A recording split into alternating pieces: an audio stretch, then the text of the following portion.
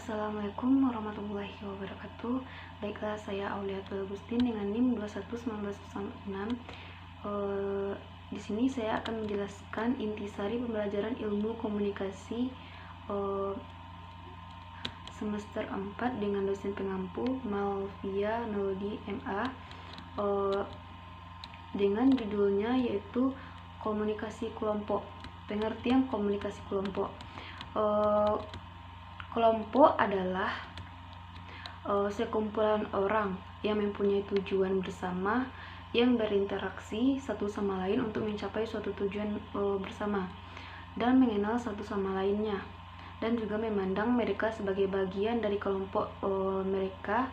Kelompok ini biasanya yaitu keluarga, kelompok diskusi, kelompok pemecahan masalah, atau suatu komite yang tengah berapat untuk mengambil suatu keputusan. Menurut para ahli yang bernama Shaw, komunikasi ini diartikan sebagai sekumpulan individu yang dapat dipengaruhi satu sama lain lalu memperoleh beberapa kepuasan satu sama lain, berinteraksi untuk beberapa tujuan, mengambil peranan, terikat atau satu sama lain, berkomunikasi tatap muka. Jadi dari pengertian tadi dapat kita simpulkan bahwa komunikasi kelompok itu adalah kumpulan dari beberapa individu yang saling berinteraksi dan terikat satu sama lain dengan maksud mencapai tujuan tertentu secara bersama-sama. Selanjutnya itu bentuk-bentuk komunikasi kelompok. Bentuk-bentuk komunikasi kelompok ini ada dua. Ada kedua, pertama yaitu kelompok komunikasi deskriptif. Kelompok deskriptif ini terbagi juga. Yang pertama yaitu kelompok tugas.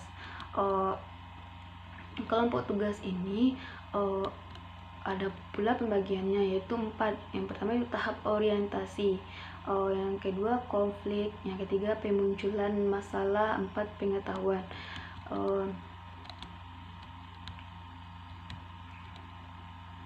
Selanjutnya yaitu yang fungsi komunikasi kelompok. Fungsinya yang pertama yaitu menjalin hubungan sosial, dalam artinya bagaimana kelompok tersebut dapat membentuk dan memelihara hubungan antara para anggotanya. Fungsi kedua adalah pendidikan yang mana mempunyai makna bagaimana sebuah kelompok tersebut baik secara formal maupun non formal berinteraksi, saling bertukar pengetahuan. Fungsi ketiga yaitu persuasi. Persuasi ini adalah dalam fungsi ini seseorang anggota berusaha mempersuaikan anggota kelompok lainnya untuk melakukan atau tidak melakukan sesuai dengan apa yang diinginkannya. Fungsi keempat yaitu adalah pemecahan suatu masalah dan pembuatan keputusan. Di sini kelompok berguna untuk mencari solusi dari permasalahan-permasalahan tidak dapat diselesaikan oleh anggotanya. Selanjutnya fungsi kelima adalah terapi. Kelompok terapi ini memiliki perbedaan dengan kelompok lainnya karena kelompok terapi ini tidak memiliki tujuan. Objek dari kelompok terapi ini adalah setiap individu mencapai perubahan atau persoalan tertentu. Individu tersebut harus berinteraksi dengan anggota kelompok lainnya. Selanjutnya itu bentuk komunikasi media. Pentingnya komunikasi dalam kehidupan sosial telah menjadi perhatian para cendekiawan pada zaman Aristoteles.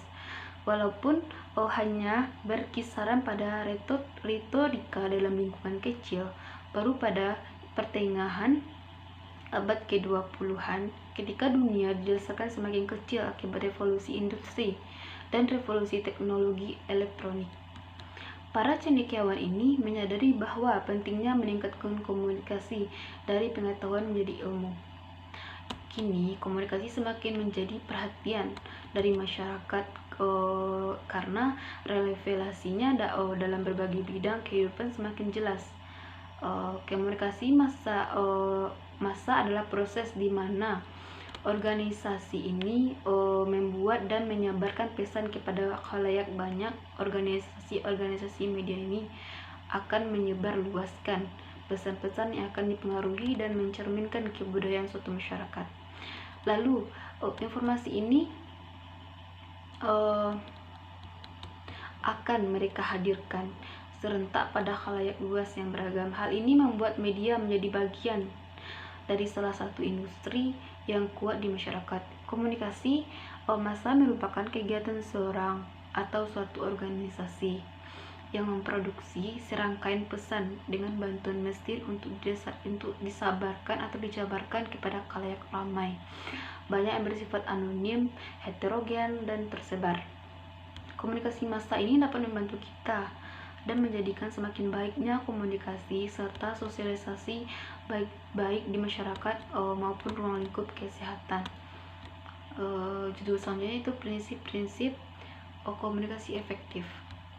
Pengertian komunikasi secara terminologis berarti proses penyampaian suatu pernyataan dari seseorang kepada orang lain. Dari pengertian itu jelas bahwa komunikasi melibatkan suatu atau sejumlah orang di mana seseorang menyatakan sesuatu kepada orang lain, baik seseorang maupun kelompok orang tersebut dilakukan secara langsung atau tatap muka maupun menggunakan media. Para ahli Howland Anwar Darwis mengemukakan bahwa komunikasi efektif salah satunya ditentukan oleh apa yang mereka sebut sebagai credibility atau kredibilitas komunikator, yang terdiri dari dua unsur, yaitu experience atau keahlian dan truthfulness atau dapat dipercaya. Yang lalu berkaitan dengan faktor komunikator dalam menentukan efektivitas komunikasi ini, kompetisi komunikasi dari kompetitor juga menentukan efektivitas komunikasi. Komunikasi efektif menjadi syarat utama untuk mencapai hasil yang diharapkan oleh komunikator. Berbagai pendapat dan pandangan para ahli tentang komunikasi efektif ini telah dilahirkan teori tentang bagaimana membangun komunikasi yang efektif. Dalam ajaran Islam terdapat prinsip-prinsip dalam membangun komunikasi yang efektif. Prinsip komunikasi efektif tersebut dapat membangun komunikasi efektif itu dapat dilihat dalam Al-Quran.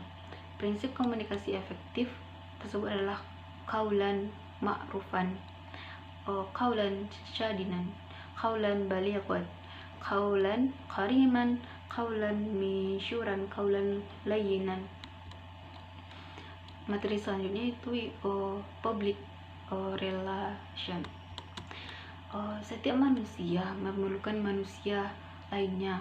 Mereka saling berinteraksi dengan manusia yang lainnya yang saling membutuhkan satu sama lainnya. Dia juga bisa bekerja dengan sendirinya, baik itu dalam lingkungan keluarga, masyarakat, lembaga, maupun suatu organisasi. Oleh sebab itu, dalam public relation itu mengatur suatu hubungan interaksi manusia dalam segala aspek komunikasi baik internal maupun eksternal yang bermanfaat dalam segala aspek komunikasi baik internal maupun eksternal. Makanya diperlukan saling bekerja sama antara satu dengan yang lainnya. Judul yang selanjutnya yaitu tentang hubungan komunikasi dengan pendidikan. Kegiatan komunikasi pada intinya adalah aktivitas pertukaran sebuah ide atau gagasan. Secara sederhana, dengan demikian kegiatan komunikasi itu dapat dipahami sebagai kegiatan penyampaian ide atau pesan arti dari suatu pihak ke pihak lain dengan tujuan komunikasi ini yaitu menghasilkan kesepakatan bersama terhadap ide atau pesan yang disampaikan tersebut. Pendidikan dapat diartikan sebagai kegiatan seseorang dalam membimbing dan memimpin anak menuju ke pertumbuhan dan perkembangan secara optimal agar dapat berdiri sendiri dan bertanggung jawab. Komunikasi pendidikan adalah proses perjalanan pesan atau informasi yang menambah bidang peristiwa-peristiwa pendidikan. Hubungan komunikasi ini dan pendidikan sangatlah erat. Dengan kata lain, komunikasi dan pendidikan sangat berkaitan erat. Komunikasi dan pendidikan merupakan unsur yang sangat penting kedudukannya, bahkan ia sangat besar perannya dalam menentukan keberhasilan pendidikan. Tinggi rendahnya suatu pencapaian mutu pendidikan dipengaruhi pula oleh faktor komunikasi.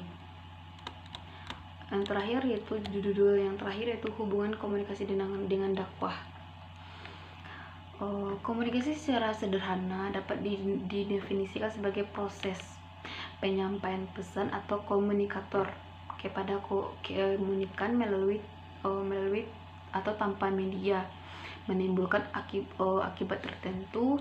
Dakwah merupakan sebuah upaya dan kegiatan baik mengandung ajakan atau seruan kepada orang lain untuk mengetahui atau menghayati dan mengamalkan ajaran-ajaran Islam dalam kehidupan sehari-hari untuk meraih kebahagiaan dunia akhirat. Komunikasi afektif ini baik adalah memberikan pesan yang mendalam bagi pendengarnya. Dalam hal ini, dai komunikasi mengkomunikasikan pesan dakwahnya kepada makdu agar mudah dipahami dan dicerna. Dalam kegiatan komunikasi dan dakwah terhadap kondisi paralel yang sifatnya saling mengisi, yang saling melengkapi satu dengan yang